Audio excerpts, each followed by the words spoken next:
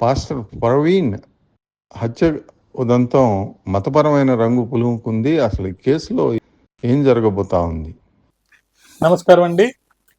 Pastor Praveen పగడాల అనుమానాస్పద మరణం అని ఎందుకు అంటున్నామంటే, పబ్లిక్గా నడి రోడ్డు మీద ఆయన చనిపోయినట్టుగా వచ్చినా కూడా ఆ సమయంలో బండి మీద ఆయన వెళ్తూ ఆ బండి ఆయన మీద పడిపోయి చనిపోయాడు, ఇది యాక్సిడెంటల్ డెత్ అని ఒక వాదన పోలీస్ వాళ్ళు ముందుకు తీసుకొస్తుంటే, కాదు అతన్ని మత పరంగా వ్యతిరేకులైన వాళ్ళు ఆయన్ని చంపారు అని చెప్పేసి మరొక వాదన తీసుకొస్తున్నారు.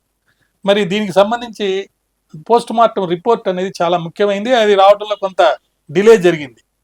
తెలుగు వార్తా ఛానల్లో మద్యం తాగి వాహనం నడపడం వల్ల జరిగిన ప్రమాదం అని ప్రకటిస్తూ పోలీసు వాళ్ళు ఈ కేసును ముగిచ్చేశారు. కానీ అనుమానాస్పద మరణంపై పోలీసు దర్యాప్తు ఇంకా సాగిస్తారు అని బయటకు వస్తున్నాయి. క్రైస్తవ మత ప్రచారకుడైనటువంటి ఈయన మరణంపై పాస్టర్ మద్యం దుకాణాల్లో మద్యం కొనుగోలు చేస్తున్న సీసీ ఫుటేజీలు, ఆ లైట్కి ముందున్న హెడ్ లైట్ బల్బు విరిగిపోవటం, దాన్ని బాగు చేయించడానికి ట్రై చేస్తే జరగకపోవటం, మరి పెట్రోల్ బంక్ ఉద్యోగులు మరియు ట్రాఫిక్ పోలీసుల సాక్ష్యాలను విడుదల చేయడం ద్వారా పాస్టర్ మద్యం మత్తులో రోడ్డు ప్రమాదంలో మరణించాడని, హత్యకు గురయ్యాడని వార్తా ఛానళ్లు సమర్థవంతంగా ప్రకటించాయి. మరి ఈ కేసు దర్యాప్తు చేస్తున్న తూర్పుగోదావరి పోలీసులు మరణానికి గల కారణాలని ప్రకటించడం లేదు. వాళ్ళు ఏం చెప్తున్నారంటే, తుది పోస్ట్ మార్టం రిపోర్ట్ వచ్చేదాకా మేము ఏది చెప్పలేము అని వాళ్ళు అంటున్నారు. మరి ఈ పరిస్థితుల్లో మరి ఆయన మార్చి 24వ తారీఖు రాత్రి ప్రవీణ్ గారు కొవ్వూరులోని ఒక చర్చిలో జరిగిన కార్యక్రమాన్ని హాజరయ్యి తర్వాత రాయల్ ఎన్ఫీల్డ్లో మోటార్ సైకిల్పై రాజమండ్రికి వెళ్ళారు. పక్క తెల్లవారుజామునే రాజమండ్రి సమీపంలో కొండమూరు వద్ద ఈ మృతదేహం కనపడింది. కాబట్టి unless and until post mortem report వస్తే తప్ప చెప్పలేదు. అయితే పోస్ట్ మార్టం రిపోర్ట్ రావడానికి కొన్ని సందర్భాల్లో కొంత ఆలస్యం జరిగే అవకాశం ఉంది. మరి ఈ పాస్టర్ అయిన ఆయన రాత్రిపూట అలా రోడ్డు మీద ముఖ్యంగా 4:45 ప్రవీణ్ గారు పెట్రోల్ బంకు చేరుకోవటం, చివరిసారిగా మహానాడు జంక్షన్లో సీసీటీవీలో 5:13 కనపడటం, మళ్ళా సాయంత్రం రామర్పాడులో సమీపంలో ట్రాఫిక్ బూత్కి ఎస్ఐని తీసుకెళ్లటం ఈయన్ని 5:30కి, తర్వాత ట్రాఫిక్ బూత్ దగ్గర కాసేపు ఆయన నిద్రపోవటం 5:30 నుంచి 8:20 తర్వాత 8:47కి ఏలూరు బయలుదేరాడట. ఇవన్నీ ఏంటి అసలు? ఒక పాస్టర్ అయి ఉండి ఇలా ఈ టైముల్లో అలా వెళ్ళటం అనేది ఒక విధంగా కొంత అనుమానంగా రేకెత్తిస్తుంది. సరే, వెళ్ళాడు, ఆయన చనిపోయాడు. ఇప్పుడు దర్యాప్తు పూర్తి కాకుండానే ఇది హత్య లేకపోతే ఆత్మహత్య అంటే యాక్సిడెంట్గా డెత్తా లేకపోతే ఎవరైనా చంపారా అనేది చాలా ముఖ్యమైన విషయం. కాబట్టి ఈ పరిస్థితుల్లో దర్యాప్తు అయ్యేంత వరకు కూడా ఎక్కువ మంది ప్రజలు ఏమనుకుంటున్నారంటే, ఈ చూపించినటువంటి ఈ ఫోటోలు, వీడియోలు వీటిని చూసి ఇది యాక్సిడెంటల్ డెత్ అయి ఉండొచ్చు అని అనుకుంటున్నారు. ఎవరినైనా సరే దారుణంగా చంపి ఉంటే ఖచ్చితంగా వాళ్ళ మీద చర్యలు తీసుకోవాలి.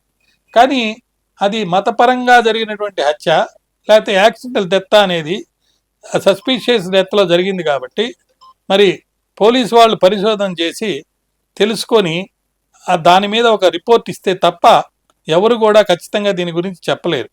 కాబట్టి ఆ బాడీ డిస్కవరీ కానీ లేకపోతే ఆయన గురించి ఇప్పుడు దాకా ఆయనే నాకు రక్షణ కావాలని చెప్పి ఉండటం కానీ ఇవన్నీ గమనిస్తున్నప్పుడు పోలీసు వాళ్ళు ఇంకొంత జాగ్రత్తగా మరి పరిశోధన జరపాలి.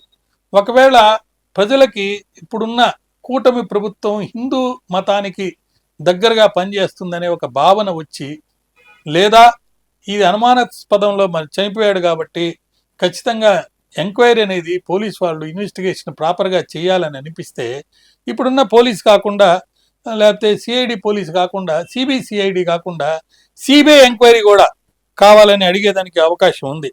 దీనికి సంబంధించి కొంత జాయింట్ యాక్షన్ కమిటీలు అనేవి ఏర్పాటు చేశారు.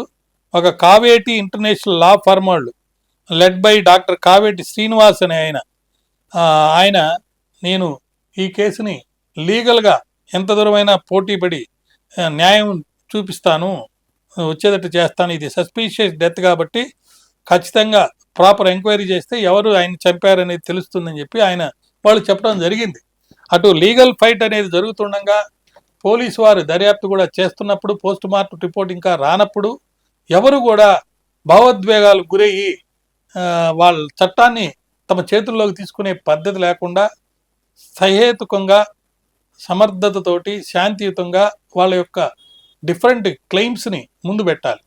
అయితే ఇక్కడ మనం ఒకటి గమనించాలి, అసలు ఈయన చనిపోతే యాక్సిడెంట్గా చచ్చిపోయాడా, మతపరమైన విభేదాల వల్ల చనిపోయాడనే దానికి వర్గాలుగా ఎందుకు మాట్లాడుకుంటున్నారంటే, ఈయన తీవ్రంగా మరి హిందూ మత దేవుళ్ళని కానీ ఇతర ముస్లిం మత దేవుళ్ళని కానీ తీవ్రంగా ఈయన విమర్శలు చేశాడు.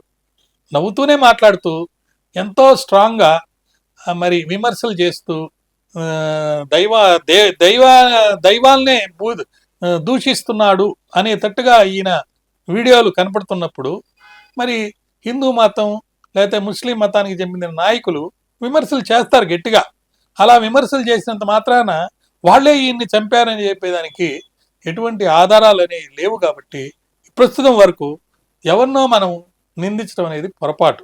అయితే ఆధారం దొరికినప్పుడు ఎవరిని చంపినా అది ఉద్దేశపూర్వకంగా చంపుంటే అది యాక్సిడెంట్ కాకపోతే ఖచ్చితంగా మరి శిక్ష పడే విధంగా మరి పరిశోధన జరిపి కోర్టుల్లో జరిగేటట్టు చేయాల్సిన బాధ్యత అందమైన ఉందని మనవి చేస్తూ సెలవు తీసుకున్నాను. నమస్తే. మరిన్ని అప్డేట్స్ కోసం మా కాయ్ టీవీని సబ్స్క్రైబ్ చేసుకోండి. మా వీడియో కనుక మీకు నచ్చినట్లయితే లైక్ చేయండి, షేర్ చేయండి. మీ విలువైన అభిప్రాయాలను కామెంట్ బాక్స్లో తెలియజేయండి.